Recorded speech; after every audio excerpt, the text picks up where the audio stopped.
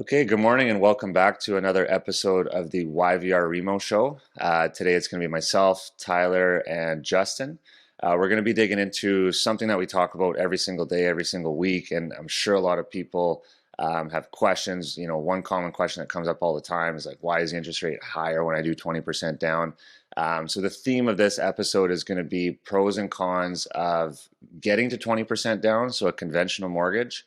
And then we're going to compare that to an insured mortgage, which is basically anything with less than 20% down to a minimum of 5%. And there certainly are pros and cons to both. There's strategy between each of them. So we'll kick it off here. I think we might as well start with 20% down. I'd say that's I'm speaking for myself anyways, but that's the bulk of the business that we see nowadays. And that's probably something to do with where we live because a lot of properties are very expensive. And just one consideration is if you are buying a property over $1 million, you actually have to have 20% down. There's currently no way to purchase a property over $1 million with less than 20%. So why don't we just start off with the benefits of reaching that 20% down payment, and yeah, we'll kick it off there. Tyler, if you want to start. Sure. I mean, very simply, like if you're putting more down, you're borrowing less, right? And the goal of anybody, well, for most people taking on a mortgage is you want to have less mortgage. So right out of the gates, you have more equity in the property. And probably the biggest piece, one of the bigger pieces, especially in our market, which is Lower Mainland, where it's not the cheapest place to live. Generally, you're taking on more mortgage than pretty much anywhere else in the country outside of the GTA. Everybody, most of the borrowers we help want that 30-year amortization. So when you're buying with 20% down, you can extend your amortization. And amortization is the amount of time it would take to pay off the mortgage if you made every payment as it was originally structured. So where is that a benefit? It reduces your monthly cost. Of course, that increases the amount of interest you'll pay over your term. However, it's going to bring that monthly number down, which is so important to so many borrowers. Very important if you're an investor, right? The biggest thing with anytime you're investing is always cash flow management, right? You want to make sure you're not supplementing the property too much if you have to. Best case scenario, you're cash flow positive. And, 99% of any investor that we work with, they're taking a 30-year AM if it's available. So that's only going to be available to you if you've got 20% down. Of course, everyone's heard of CMHC. When you buy with 20% down, there's no CMHC premiums attached to it. Those can be quite expensive, so you don't owe the government anything out of that transaction. And also, there's some other features. Maybe I'll let Justin touch on them, just especially when it comes to moving from one property to the other. That's usually a little bit easier when you've got 20% down. Yeah, there's extra products that you have access to when you put 20% down. So like having a HELOC attached to your mortgage or having like a readvanceable mortgage as you pay the principal down, your HELOC grows. And like Tyler alluded to, porting your mortgage to another property also becomes a lot easier. Well, the other thing we see when a buyer's coming in with 20% or more down is exceptions with lenders become greater. And it can allow us to access more money if you're kind of stretching your qualifications a little bit. Yeah, that's where my head was kind of going with this too. Is like when you compare, as an example, someone buying maybe a home with a basement suite. When you're buying with less than 20% down, the way that the rental income is looked at from a lender is actually a lot less aggressive from when you get to 20%. So buying with less than 20% down, it doesn't matter where you go. We have to follow the insurer's guidelines. They do vary a bit from lender to lender, but at the end of the day, it has to fall into lender protocol, insurer protocol, I should say. When you get to 20% down, that's when you can really start getting creative and looking at different lenders that are going to look at rental income differently. Some of them are going to remove property taxes and heating expenses from the calculation just because that's how they do it, right? And then, as Justin alluded to, exceptions, right? So it's a little bit convoluted and there's different ways to run the number, but at the end of the day, with most lenders, we can use 39% of household income to cover housing costs, and there's stress tests factored into that. As soon as you get to that 20% down ratio, like we've had mortgages approved up to like 50%, right? In a makes sense situation. With less than 20% down, there's absolutely no chance that gets done. Like 39.1% doesn't get approved with less than 20% down. So flexibility, qualification improves dramatically. Like we show people numbers all the time of 10% down, and then we'll show, hey, just maybe you could get a gift from family. getting to 20% oftentimes will boost your qualification by hundreds of thousands of dollars, not to mention your down payment increases as well. So you could go from like a $600,000 purchase price up to 850 quite literally by getting 20% down and working with the right lender. So it definitely opens up options. We'll talk a little bit about rates. I think that's one of the only cons of the 20% down piece is the rates are a little bit higher. Well, I'll let Tyler dig into that. But overall, qualification is going to improve dramatically. Cost, as much as the rates are typically going to be a little bit higher, you do avoid that CMHC premium, like Tyler had touched on at the beginning. And those premiums are no joke, right? Like people underestimate that. A lot of times they're close to 4%, which is pretty massive when you're borrowing, $500,000, $600,000. It's a massive upfront cost and you don't get that money back, right? Even if you buy a property with 5% down today and sell it in 2 weeks, that money's gone. Like that's an insured mortgage and you don't get refunded if you had the mortgage for a short period of time. So overall, like from a cost effective standpoint, and then the cash flow piece, I think we should just touch on that quickly again. For investors, like absolute no brainer. You have to have 20% down to buy a rental property. So that's one caveat to that, but it does help with cash flow dramatically. Like someone that bought a property with maybe 5% down and they wanted to turn around and maybe move out of it and rent it in a year or so, typically you're not going to find a lot of cash flow unless you're refinancing and extending it to 30 years if you have the equity to do so. But yeah, Tyler, maybe we can touch on the rate piece. Sure. Yeah. I mean, we have these conversations daily, right? Like I always bring this example when I'm talking to people that are putting 20, 30, 40, 50% down. It's kind of funny, but it's not. But the conversation I always have is, believe it or not, like somebody who's fresh out of university has scraped every nickel they found under their couch to scrape together 5% to put down. They're actually going to get, and especially right now in today's market in the spring of 2023, a substantially better rate than you're going to get if you're putting 20% down, taking a 30-year mortgage. It seems completely backwards. It baffles most of the people that we talk to. It just doesn't make sense, right? Like it's you would assume it's less risk to the bank when you're putting more skin in the game. We don't need to dive too deep into the reasons why, but there was a number of federal regulation changes with how banks can basically sell their mortgages off their books. I think it's probably like 6 years ago now, that basically made those mortgages more expensive for the banks. So, what do? They pass that cost onto the borrower. So that's why those rates are higher. Again, it doesn't really make a lot of sense for people that aren't necessarily informed and the first time they're hearing it, but it's absolutely a fact. And that's another thing to keep in mind if you're looking at rates online. This is a little bit sidebar. I would say 99% of them are always going to be with like 3 or 4 stars beside it, a bunch of asterisks. Those are always going to be for insured mortgages because they're pricing so sharp. It's a bit of a loss leader. You go in, next thing you know, you start talking to your bank, your broker, you've got 20% down, you want a 30-year, and your rate just jumped like 0.25 or 0.3 or 0.35%, and you're left dumbfounded, right? That's just because of how mortgage financing works, where the money needs to be, where it comes from, where it sits after the mortgage is lent. So it's a very long-winded way of me saying it's more expensive to go 30-year in terms of your interest rate. But in terms of the total borrowing cost, like you're so much better off being able to have 20% down. Maybe that piggybacks to the other con. With putting 20% down, it's hard to get to that, right? It's difficult to save that amount. Well, most people buying these days, especially first-time buyers, we're getting family help because it's an expensive place to live. And if you are somebody, and maybe this will lead into the pros of buying with less than 20% down, if you're sitting there, you've got 10, 15, and you just think, I'm going to just wait and save another 5%. This is going to take me another year. It'll leave you on the sidelines longer, and you're going to miss any sort of growth, appreciation on your property value. So maybe we can jump in with the pros for buying with less than 20% down, because there actually are quite a few. So I think when it comes to mine with less than 20% down is you're going to be able to get into the market right away versus having to potentially have that difficult conversation with your parents or grandparents and trying to save up to that 20% down. And by getting to the market right away, you're going to see the appreciation.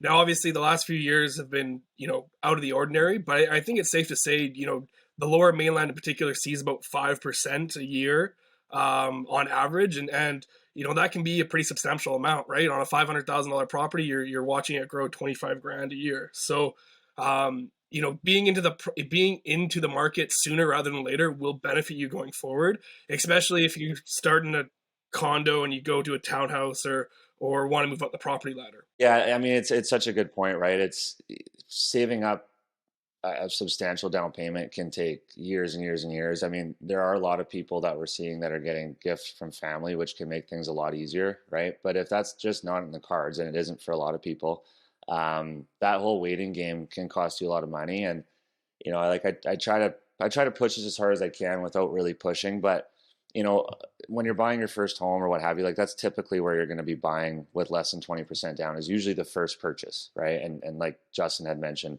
there's where we live anyways, there's typically pretty substantial appreciation, or there can be. So often for your next property, you're probably going to have your 20% down because the property probably appreciated. So everything gets easier after the first one. And like there's so many different situations. I've heard people say like, I'm just going to pause and wait till I get 20% down so I can avoid the CMHC premium of 20 grand or $25,000. I've heard people say, well, like I'm going to pause and just wait because I really don't want to live in a condo. Like I'd rather just buy a detached home for my first property. And I think that getting into your first property, you have to be a little bit more open-minded. Like it's probably not going to be your dream home because it is your first home and like you have 5% down. So getting into the market just in general, as long as it works for your life, right? I think you just need to be a little bit more open-minded to what type of property is. Maybe it's not in the perfect neighborhood or what have you, but it's always going to be a stepping stone to get to the property that you really want to be in. And oftentimes it takes people, like I've been doing this for 10 years. I've seen a lot of people go through 3 homes before they get to the one that they're actually like, hey, I could live here. Like I could raise my family in this property. And throughout that path, they've made a lot of money on real estate, right? Which has allowed them just to scale up into another bigger property time and time again.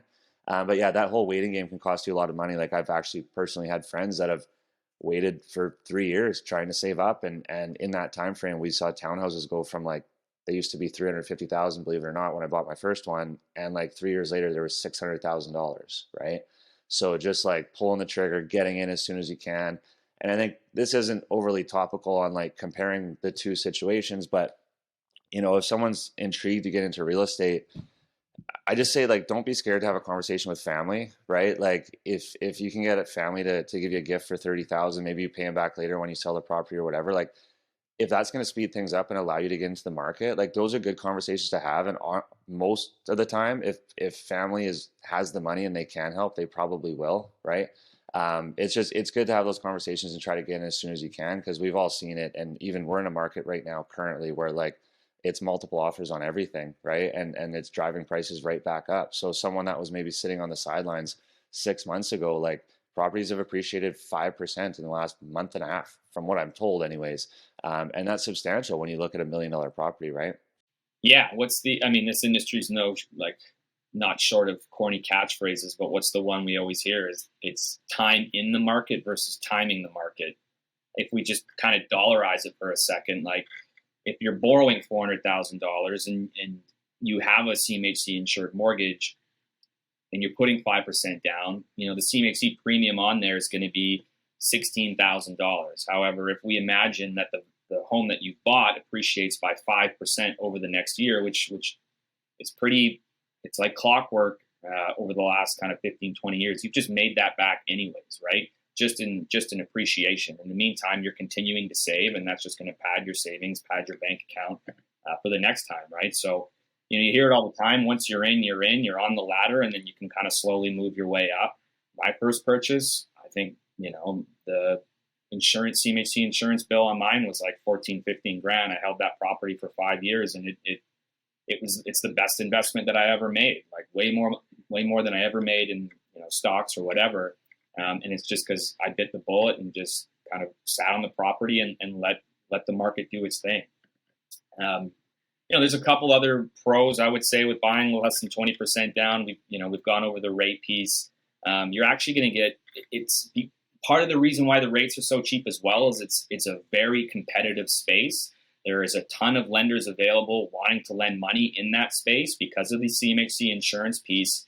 It's a very liquid market in terms of how banks can lend the money out. So because of that competition, rates come down. So as we talked about, when you're buying with 20% or more down, that's where lender programs really come in, exceptions, all that kind of stuff. When it comes to buying with less than 20% down, it's really kind of down to like rate, product, and service, because basically we've all got to follow the same rules. Every bank, from RBC to Scotia, TD, whatever credit union, whatever non-bank lender that's out there, we pretty much all have to follow the same rules. There's a few quirks here and there, but for the most part, it's a pretty level playing field in terms of guidelines. So what do you compete with is just product and rate and, of course, service. And you're going to get access to way more of these non-bank lenders. So, non-banks is what we consider ones that you don't see on the street. There's no branches. And where these banks are very sharp and aggressive and just kill the competition is not only a rate, but also very favorable penalty calculations, which are a huge piece, right? It means you can be a lot more nimble with your mortgage if you want to move, sell, upgrade. If you're with one of these non-bank lenders, you're not going to get crippled with the penalty calculation. And this space is, I would say, like, not quite dominated, but it's there's so much competition from these non-bank lenders. It keeps the big banks honest with their interest rates, and it just puts you in a safer position should you need to sell, and you can avoid having a nasty penalty. Yeah, and you know what? Because it's such a competitive market, like Tyler said, it keeps everyone honest to interest rates. There's often promotions that are coming out all the time, and every time we see a promotion, it's for an insured mortgage. Like, lenders want to have insured mortgages on their books because it's relatively risk-free for them. The insurer essentially steps in if something was to go wrong in that situation, like a foreclosure. The insurer is stepping in and paying the bank out in full. That's what the insurance premium's for. That's what we pay for, because they look at it like, well, if a bank has to put up 95% of the purchase price and Derek's only putting up 5%, that's actually a pretty risky position for the bank to hold. That's why the insurer has to be involved in these, because a bank wouldn't normally do that, right? They wouldn't do it without insurance. But another benefit of buying with less than 20% down, there's typically never going to be an appraisal. So the approval process is typically going to be quicker, as much as it can be a little bit more in depth, because the paperwork has to be just absolutely bang on because the insurer is involved. We're typically getting approvals within a day. There's no appraisal. So like when it comes to short subject periods, we can typically meet those if we have a good application put together up front. Which is nice, and it's easy. It makes things a lot easier, and it's a better process for the buyers as well, right? I guess a negative piece that comes to mind for me, well, there's a couple of them, but one piece that really comes to mind for me is because it's so black and white, purchasing with an insured mortgage, like, there's no flexibility. The exceptions are very, very minimal. You have to have a very, very clean application. I'm talking like if your credit score is below a certain threshold, like oftentimes they'll actually say, no, we're not going to use that person's income, right?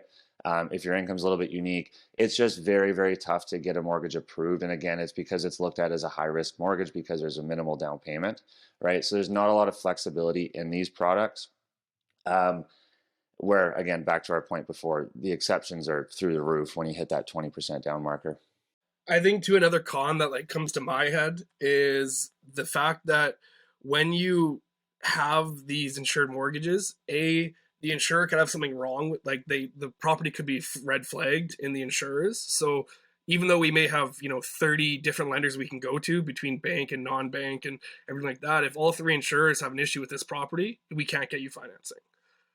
The other thing too, when it comes to having the CMHC fees on top, is you're going to have a higher mortgage amount. So your payments, even with that lower interest rate that you're receiving, will typically be higher than when you're putting 20% down, because we can stretch the amortization, and you have obviously a bigger principal mortgage amount to pay.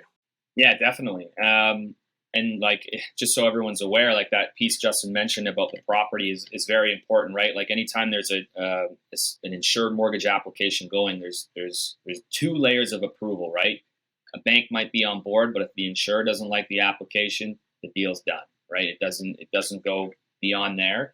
And also, just to kind of highlight it, we say CMHC all the time because everybody knows that name. There's actually two other mortgage insurers out there as well, but essentially they're kind of all playing the same game. Guidelines are slightly different, but it's way too nuanced to even get into. But if all three of those insurers don't like the application for whatever reason, the deal's done, and that just goes into the piece about having 20% down or not. there's just very limited room for exception. It's just, if it works, it works. If it doesn't, you're moving on. I think about self-employed borrowers when we're talking about less than 20% down. You can still achieve some exceptions if you're self-employed, but then you have to get to 10%. You can't at 5%. And it's just a lot tighter, right? It's a pretty cut and dry, black and white application and conversation with the bank and the insurer. I'm not sure what else we can really hit on in terms of a con. The only one I think of is, if you're wanting to buy a property to rent it out, of course, you can't do that with less than 20% down. So these purchases that you're making, they're going to be for owner-occupied purposes only. And I actually just thought of another pro. Perhaps if you want to buy a vacation property or a second home, there's no requirement that you have 20% down there. As long as it can fit insurer guidelines, you can carry both mortgages. You can actually achieve that with less than 20% down through one of the insurer's vacation home or second home programs. Yeah, really good points. I mean, I think we've touched on it all. We're starting to kind of rattle through some of the same topics again. So I think just a quick once over. If you're looking at buying with 20% down, the main benefits is you're going to be able to achieve a much higher qualification. You're avoiding CMHC costs. You're getting a 30-year amortization, which also equates to lower payments, better cash flow, right? Overall, if you can achieve 20% down, it is an absolute no-brainer. It would not make sense to go backwards and do less. From an insured mortgage standpoint, the downside is you are restricted to a 25-year amortization. The maximum purchase price is $1 million. Qualification is black and white, like there really aren't a lot of exceptions, and qualification is going to be significantly lower. But at the end of the day, if that's your situation and that's how you can get into the market, pull the trigger, right? Like there's never going to be a perfect time. If you find the right property, if it fits within your budget, and timing works for you, those are the three buckets, in my opinion, that need to all align to pull the trigger on purchasing a property, right? Because markets go up and down, and real estate's a long game. So, I don't have much more to add. I think we've covered pretty much everything, unless you guys have anything. I think we hit it all. Okay, well, thanks everyone for tuning in. We appreciate it, and we'll see you guys on the next one.